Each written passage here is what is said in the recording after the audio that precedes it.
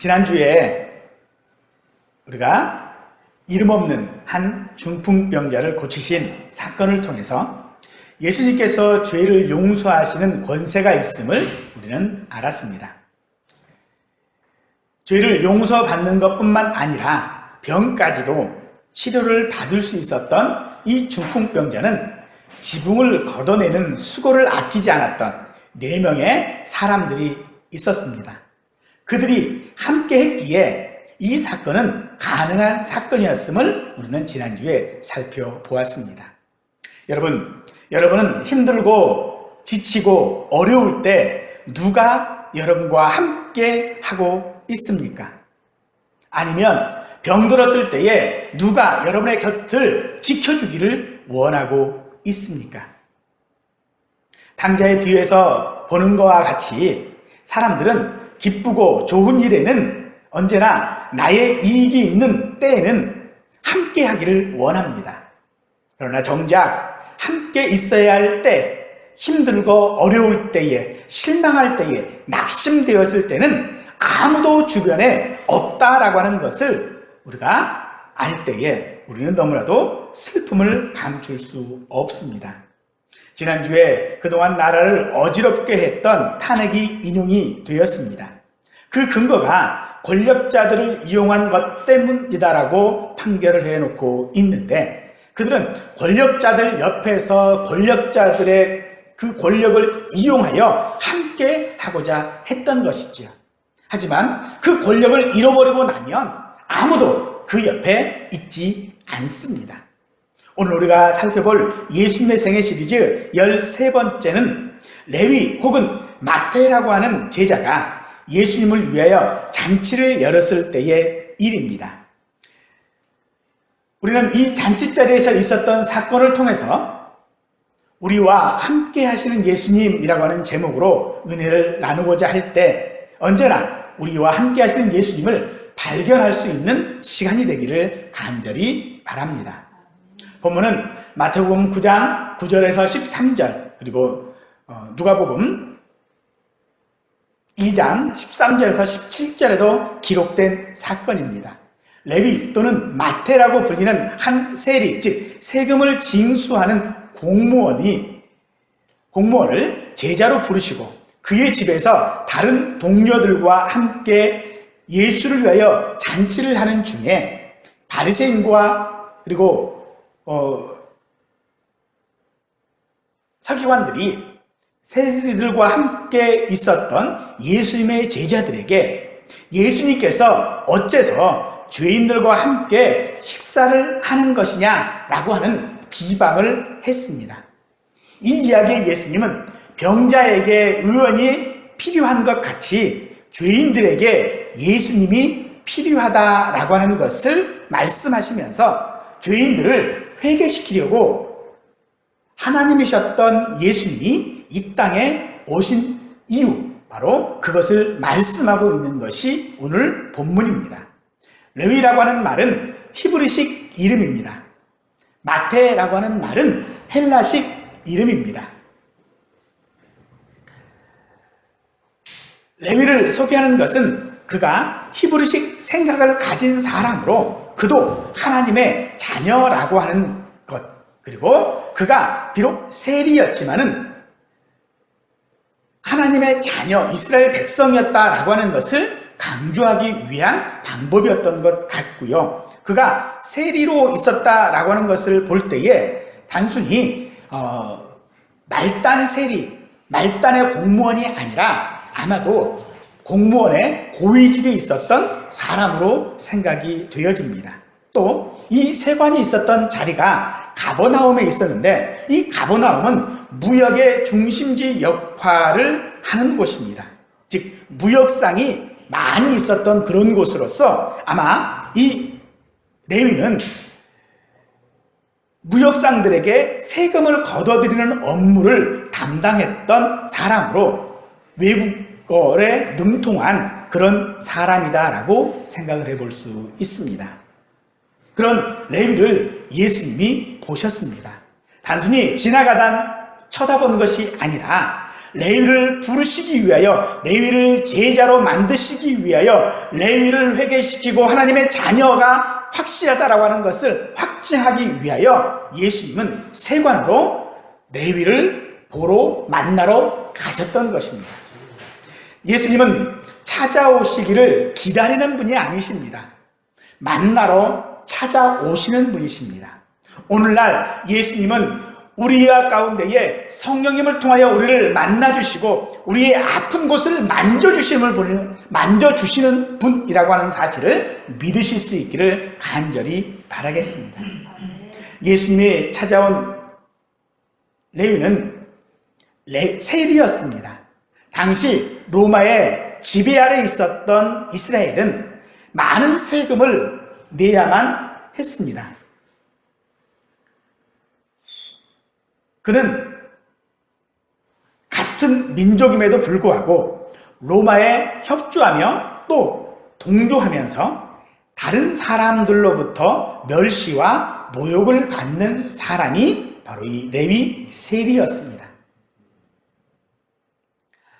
그래도 하나님께서 그런 그를 찾아가신 것은 그도 하나님의 자녀이기 때문입니다. 그런 세리를 예수님이 찾아가신 것은 그도 치료받아야 할 예수님의 긍휼함을 받는 사람이기 때문에 그를 찾아갔던 것입니다. 그러므로 그를 찾아가신 이유는 그가 하나님의 자녀라고 하는 것 때문입니다. 오늘날 우리도 허물과 또한 실수투성이고 이기심과 질투함, 욕심 가운데 살아가는 많은 사람들 중에 한 사람입니다. 그런 우리들을 성령님을 통하여 우리가 예수님을 알게 하시고 예수님을 믿게 하고 오늘 예배하는 이 자리에 우리가 함께하게 한 이유는 바로 우리도 하나님께서 선택한 자녀라고 하는 것 때문에 그렇습니다. 주님은 이처럼 하나님의 선택한 자녀, 하나님께서 원하시는 자들을 찾아오시는 분이십니다. 우리는 때로 우리가 예수님을 믿는다라고 생각을 하지요. 우리가 예수님을 찾아간다라고 생각을 합니다.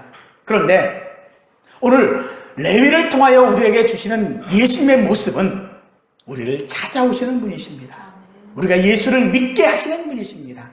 우리의 이기심 가운데에, 우리의 지식 가운데에, 우리의 어떤 좁은 것들 가운데에서도 우리의 궁핍함을 알게 하시고 우리의 연약함을 알게 하시고 예수님을 의지해야 할 조건들을 만드심으로 말미암아 우리를 찾아오시고 우리와 함께 하시기를 원하시는 분이 예수님인 것을 우리는 더욱더 감사하는 자녀가 되어야 할 줄로 믿습니다. 그러나 우리는 자녀라는 이 사실에 대하여 고민이 많습니다. 내 상황들을 보면 자녀 같지가 않습니다. 내가 예수 믿는 사람 같지가 않다라고 하는 것이 오늘 우리의 고민이 될 것입니다. 이 고민은 예수님이 찾아오심으로써 해결할 수 있습니다. 그리고 함께 하십니다. 아무도 함께하고 싶지 않았던 사람들과 함께 하시고 있음을 우리는 본문을 통하여 알 수 있습니다. 중요한 것은 예수님께서 함께한 사람들이 유대인들이 죄인이라고 말하는 사람들이라는 것입니다. 유대인들은 죄인과는 어울려 교제하지 않았습니다. 그들은 죄인을 멸시했고 그들은 죄인을 싫어했습니다. 아무도 그런 죄인들과 함께하려 하지 않았다라는 것입니다. 자기와 같은 형편을 가지고 있고 자기와 같은 민족이고 자기와 같은 모든 환경 속에 함께 생활하고 있는 그 사람을 누구도 함께하려고 하지 않았을 때에 예수님은 그 사람과 함께 하기를 원하셨습니다. 어떤 교제도 하려 하지 않았던 그 사람들, 세상에서 낙오된 사람들, 세상에 인정을 받지 못한 사람들, 늘 하던 일들 가운데 실패 가운데 있었던 사람들, 그 사람들과 예수님은 함께하기를 원하셨습니다. 구약 성경에 다윗이라고 하는 위대한 왕이 있지요. 그가 하나님으로부터 왕으로 세움을 받았을 그때에는 사울이라고 하는 사람이 왕이었습니다. 사울은 다윗을 굉장히 미워했습니다. 얼마나 미워했는지 사위인 다윗을 창으로 죽이려까지 했었고, 다윗이 그 창을 피하여 도망했을 때에 다윗을 쫓아가며 그를 괴롭게 했던 사람이 바로 사울이었습니다. 사울은 나라의 왕이었고 모든 것을 가지고 있었던 사람입니다. 그러나 다윗은 아직 젊은 나이에도 불구하고 도망쳐야만 하는 신세가 되었지요. 그런 다윗을 다른 사람들이 함께 했습니다. 어떤 사람이 함께 했느냐라고 봤더니 사회에서 멸시받았던 사람들, 그 사회 속에서 인정받지 못했던 사람들, 소위 깡패라고 불렸던 사람들이 다윗과 함께 했습니다. 그 무리들이 얼마나 많았는지 여러 사람이 되었습니다. 그 사람들은 다윗과 함께 했습니다. 아니, 오히려 다윗이 그런 사람들과 함께 했다라고 보아야 할 것입니다. 오늘 예수님이 그렇습니다. 오늘 예수님은 함께할 가치를 가지고 있지 못하는, 함께해서 아무런 이익을 받지 못하는 우리들과 함께하기를 원하고 계시는 것입니다. 예수님은 왜 그런 사람들과 함께 하시기를 원하시고, 또한 그로 인하여 비난까지도 받으시기를 기뻐하셨을까요? 그것은 바로 예수님의 눈으로 보았을 때에 병자이기 때문에 그렇습니다. 예수님의 눈으로 보았을 때에 예수님을 비난하던 바리새인들과 서기관들, 예수님을 잡아 십자가에 못 박으라고 소리쳤던 이스라엘의 백성들조차도 예수님의 눈에는 다 병자였던 것입니다. 병자는 치료받아야만 하지요. 때문에 병자에게 의사가 필요한 것입니다. 단순하게 예수님은 우리와 함께하기 위하여 오신 것이 아니라 우리의 병을 치료하기 위하여 오셨다라고 말씀하고 있는 것입니다. 죄인에게 필요한 것은 회개입니다. 회개하지 않으면 병이 치유될 수 없는 것이지요. 어떤 사람이 이야기하는 것처럼 우리는 죽는 병에 걸렸습니다. 이 죽는 병은 치유될 수 없는 병입니다. 그러나 예수님께서는 우리에게 그런 병이 있음을 아시고 그 병을 치유하기 위하여 우리에게 의사가 되시어서 우리와 함께 하시는 것입니다. 우리를 치료하기 위하여 우리에게 오셨다라고 말하는 것입니다. 로마서 3장 10절에는 의인은 없나니 하나도 없다라고 우리에게 말씀하고 있습니다. 우리는 모두가 다 죄인입니다. 착한 일을 해도 죄인이고 선한 일을 하고 살아도 죄인이고 법대로 살아도 우리는 죄인입니다. 그래서 우리는 의인이 될 수 없습니다. 그래서 우리는 병자인 것입니다. 그런 우리들에게 주님께서는 병자인 것을 깨닫게 하시기 위하여 3장 11절에서는 깨닫는 자도 없고 하나님을 찾는 자도 없다고 말하고 있습니다. 우리는 병들었음에도 불구하고 죄인임에도 불구하고 내 병이 무엇인지 내가 어떤 죄를 짓고 있는지 우리는 알지 못하고 그리고 그 해결책도 찾지 않는다라고 말하고 있는 것입니다. 병을 알아야 치료를 하지요. 아니, 병을 앓고 있다라고 하는 사실을 깨달아야만 하는 것입니다. 그래야 병원에 갈 수 있는 것이거든요. 내가 아프다라고 생각을 하지 않으면 병원에 갈 수 없잖아요. 예수님은 우리가 병자인 것을 말씀해주고 있는 것입니다. 그래서 우리가 그 해결책 찾기를 원하실 때에 우리가 알지 못하니까 직접 우리에게 오셔서 우리가 병자인 것을 치료받아야 하는 것을 그 치료책이 오직 예수님인 것을 우리에게 말씀해주고 있는 것이지요. 이 사실에 대하여 요한복음 2장 24절에서는 이는 친히 모든 사람을 아십니다 라고 말씀하고 계십니다. 우리를 알고 계시다라는 것입니다. 우리의 상태를 알고 계시고요, 우리의 병의 중함을 알고 계시다라고 말씀해주고 있는 것이지요. 우리를 알고 계시는 하나님, 그래서 그분은 우리를 찾아오셔서 우리를 만나주시고 우리와 함께 하시는 것입니다. 우리에게 어떤 문제가 있다면 그 문제를 해결할 수 있는 방법은 오직 예수님께 있습니다. 우리의 유일한 해결책, 비상구는 바로 예수님이라고 하는 것입니다. 에레미야 8장 22절 말씀에 보니까 이런 말씀이 있더라고요. 길르앗에는 유황이 있지 아니한가? 그곳에는 의사가 있지 아니한가? 그런데 내 백성이 치료를 받지 못하는 이유가 무엇이냐라고 묻고 있습니다. 유황이라고 하는 것은 예전에는 약품으로 쓰였던 것입니다. 거기에 그 약품을 사용할 수 있는 의사도 있습니다. 그런데 딸이 치료를 받지 못해요. 왜 그렇습니까? 왜 이런 말씀을 하십니까? 왜 이런 말씀을 해주고 계시는지 봤더니 미련한 이 백성들이 이 비유의 말씀을 깨닫지를 못합니다.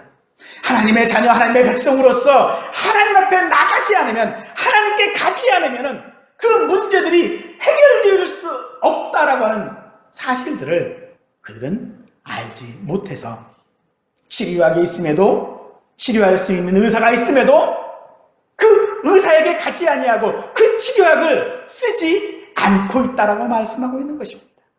오늘 우리에게도 그렇습니다. 오늘 우리에게도 분명히 예수님만이 우리의 치료약이시오, 우리의 의사라고 하는 사실들은 우리는 분명히 알아야 한다면 우리는 예수님께 가야만 하는 것입니다. 우리의 문제가 무엇입니까? 내가 가지고 있는 이 어려움의 문제들이, 내가 가지고 있는 이 실망의 문제들이 무엇입니까? 그것을 해결하려면 관공서를 찾아가거나 의원을 찾아가는 것이 아니라 예수님을 찾아야 한다는 것이죠.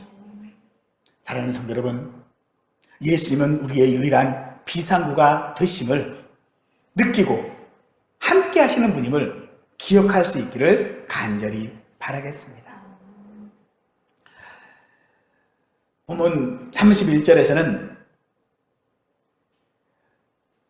병든 자에게 의원이 쓸데있다라고 말하고 있습니다. 즉, 의원의 필요성은 병든 자가 있어야 의원의 역할을 한다는 것이죠. 그 이야기는 무슨 이야기입니까? 예수님이 우리의 의사가 되신다면 오늘 그 예수님이 있으신 이유, 존재하시는 이유, 이 땅에 오신 이유, 그가 고난을 받으시고 십자가에 죽으신 이유, 바로 우리 때문이라는 것입니다.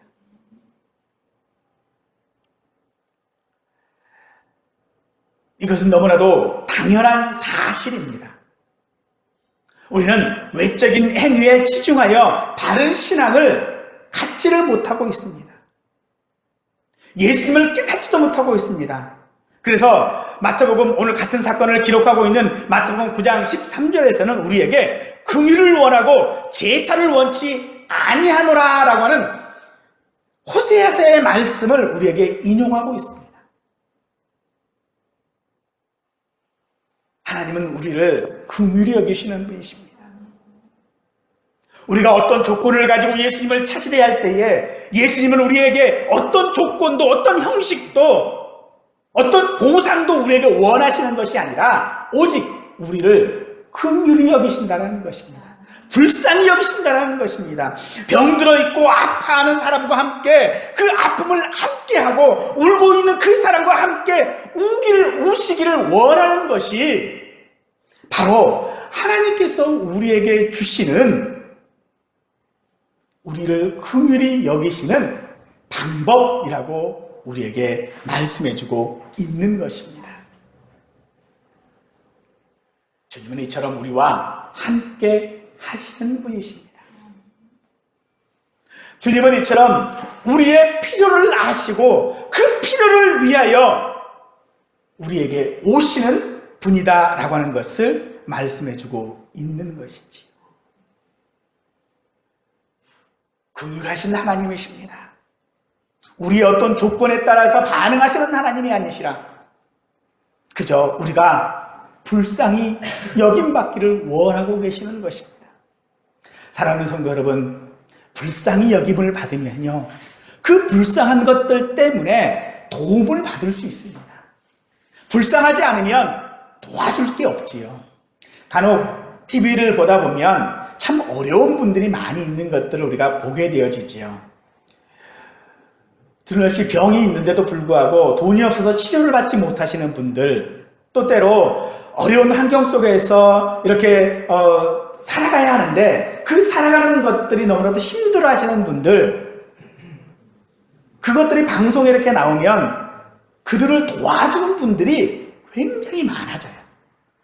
왜 그분들이 그런 사람들을 도와줄까요? 간단해요. 그들이 불쌍하기 때문이거든요. 그렇게 불쌍하니까 자기가 도울 수 있는 한, 도움을 줄 수 있는 한 도움을 주는 것이거든요. 그렇습니다. 하나님은 우리를 긍휼히 여겨주십니다. 우리를 불쌍히 여겨주시는 분이십니다. 그래서 우리가 어떤 도움이 필요한지 아시고 그 필요한 것들을 공급하여 주시는 분이 바로 우리 하나님이시라는 것입니다. 하나님은 제사를 원하시는 분이 아니십니다. 어떤 형식을 가지고 그 형식에 맞추어서 무엇을 하고 내가 어떤 자격들을 갖추고 하는 것을 원하시는 것이 아니라 불쌍히 여겨주신다고요. 긍휼히 여겨주신다라고 말씀하고 있는 것입니다. 사랑하는 성도 여러분, 그 긍휼을 받으시는 분들이 되시기를 원합니다. 그 긍휼이 필요하신 분인 것을 인정하시기 바랍니다. 아무리 불쌍해도 자기가 불쌍한 것을 모르면 도움을 받을 수가 없지요. 아니, 도움을 누군가가 준다 해도요, 그 도움을 받지 않습니다. 거절해버리고 말지요. 그런데 자기가 불쌍하다라고 하는 사실들을 스스로 알게 되면요, 도움을 받게 되어질 수 있죠. 아무리 중병에 걸린 사람이라도 그 병을 치료할 수 있는 의사가 있다면 그 의사의 도움을 받는 것이 당연한 것이죠. 그런데 의사를 믿지 못하면 그것을 치료할 방법이 없어지는 것입니다. 사랑하는 성도 여러분, 오늘 우리가 예배 공동체로서 한 교회에서 신앙생활을 하고 함께 기도하고 함께 예배하고 그리고 함께 우리가 식사를 하는 이유가 여기에 있습니다. 우리는 누구도 의인이 아니고 다 죄인이기에 그런 우리와 함께 하시는 예수님이 있기 때문에 오늘 우리가 이 자리에 함께 할 수 있게 되어지는 것입니다. 이것이 가능한 이유, 하나님께서 우리를 긍휼히 여기시고 불쌍히 여기셨기 때문에 오늘 우리가 이 자리에 함께 할 수 있게 되어지는 것입니다. 오늘 우리가 어려움 가운데 있을 때에, 내 육신의 질병 가운데 있을 때에, 내 마음의 심위도 어둠 가운데 있었을 때에 하나님이 함께 하시기 때문에 우리는 그것을 견디어낼 수 있고 이길 수 있고 회복되어지는 은혜가 우리에게 있게 되어지는 것입니다. 신약 성경에 보면 사도 바울이 여러 교회를 개척하고 많은 사람들에게 복음을 전하며 전도했던 것들이 기록이 되어져 있습니다. 그는 그가 전도하고 그가 세운 교회들을 너무나도 사랑했습니다. 그런데 그는 한 곳에 오래 머물지 않았습니다. 그는 늘 전도하러 여러 곳에 다니고 있었지요. 그런 그가 늘 자기가 전도한 사람들에게 편지할 때마다 그가 고백하고 있는 말이 내가 너희를 사랑한다라고 하는 것이었습니다. 어떻게 함께하고 있지 않으면서도 사랑한다고 말할 수 있을까요? 사랑한다면 함께 있어야 할 터인데, 그가 어려움을 당하고 있을 때 함께 있어야 되고요, 그가 병들었을 때 함께 있어야 될 터인데, 아니, 사람들이 원했던 것이 사실은 그거였습니다. 바울이 언제까지나 자기들과 함께 있기를 원했습니다. 당신이 정말로 하나님의 사랑을 전하는 사람이라면 우리와 함께 있읍시다. 그리고 함께 있지 못하는 바울을 향하여 그들은 당신이 우리를 사랑한다면서 우리와 함께 있지 않는데 당신이 어떻게 그러고도 사도입니까? 라고 비방했던 것들을 우리가 알 수 있지요. 그런 비방을 들으면서도 사도 바울은 언제나 그렇게 이야기합니다. 내가 너희를 사랑한다. 예수님께서 나를 사랑하신 것처럼 내가 너희도 사랑한다 라고 말하고 있으면서 오늘 우리에게 서로 무난할 것을 말하고 있습니다. 디도서 3장 15절에 보니까 이렇게 얘기했습니다. 나와 함께 있는 자가 다 내게 무난하니. 함께 있는 자가 지금 바울이 전도하고 한 번도 바울이 전도한 그 사람들을 만나보지 못했던 그 사람들이 오늘 바울이 전도하고 바울이 세운 그 교회를 향하여 무난하고 있다고요. 얼굴도 알지 못합니다. 이름도 알지 못합니다. 살고 있는 것도 알지 못합니다. 그저 바울을 통하여 그들이 있음을 들었을 뿐입니다. 그런데 그들을 무난하고 있습니다. 단순하게 이 무난하다라는 것은 인사를 전하는 것이 아닙니다. 그들을 사랑하는 것입니다. 그들과 함께 있기를 원하고 있는 것입니다. 몸이 함께 있지 못하기 때문에 그들은 마음으로 함께 있기를 원하고 있는 것들을 우리가 발견해 볼 수 있습니다. 그러면서 바울은 그들에게도 그렇게 말합니다. 너도 무난하라. 너도 그들과 함께 있기를 원해라. 그들을 위해 함께 기도하고 함께 예배하고 무엇을 하든지 간에 함께 하기를 바라라 라고 우리에게 말씀해 주고 있는 것입니다. 몸은 멀리 있지만 마음이 늘 함께 있다라고 하는 사실들을 바울은 강조하고 있는 것입니다. 우리나라 말 가운데 그런 말이 있지요. 몸이 멀어지면 마음도 멀어진다라고 하는 말이 있습니다. 사랑하는 성도 여러분, 우리는 그러면 안 됩니다. 우리는 몸이 멀리 있어도 마음은 항상 가까이 있어야만 합니다. 몸이 멀리 있어도 마음은 항상 함께 해야 하는 것입니다. 예수님은 오늘 우리에게 그렇게 말씀하십니다. 내가 너희가 있을 천국의 그 집을 예비하러 내가 아버지께로 가는데 내가 그거 다 예비되어 주면 너희에게 다시 오겠다. 그러시면서 그렇게 말씀하셨죠. 세상 끝날까지 내가 너희와 항상 함께 하겠다라고 약속해 주고 계십니다. 그 약속은 한 번도 어기신 일이 없습니다. 내가 힘들고 어려웠을 때에 한 번도 그 약속을 지키시지 않으신 적이 없습니다. 우리는 그것을 모래 위에 발자국이라고 하는 예화를 통하여 잘 아실 수 있지요. 한 사람이 예수님을 만났습니다. 너무너무 좋았어요. 그러던 중에 문득 뒤를 돌아보는데 두 개였던 두 사람의 발자국이 어느 순간 한 발자국만 남았습니다. 그래서 그는 묻습니다. 예수님, 왜 제가 힘들고 어려웠을 때에 저를 떠나셨습니까? 라고 물었을 때에 예수님은 그 사람에게 그렇게 대답을 하죠. 저 발자국은 내 것이 아니라 내 거다. 네가 힘들고 어려웠을 때에 내가 너를 업고 갔다라고 말씀을 하시지요. 너무나도 우리가 잘 알고 있는 예화입니다만 얼마나 우리에게 은혜가 되는지 모릅니다. 내가 힘들고 어려웠을 때 그저 내 옆에 계시는 분이 아니시라 나를 업고 가시는 분이시라. 그래서 떠나지 아니하시고 언제나 나와 함께 하시는 분. 내가 죄가 있는 사람이고 허물이 많은 사람이어도 나와 함께 하십니다. 내가 예수님을 모른다고 부인할 때도 나와 함께 하시는 분이시고, 내가 예수님께 원망 섞인 말을 할 때에도 나와 함께 하시는 분이시고, 예수님이 필요 없다라고 발버둥 칠 때에도 나와 함께 하시는 분이 바로 예수님이신 것을, 사랑하는 성도 여러분, 오늘 이 시간 나와 함께 하시는, 아니 우리와 함께 하시는 예수님을 오늘 이 시간 발견하고 돌아가는 귀한 은혜의 자리가 되기를 간절히 축원드리겠습니다.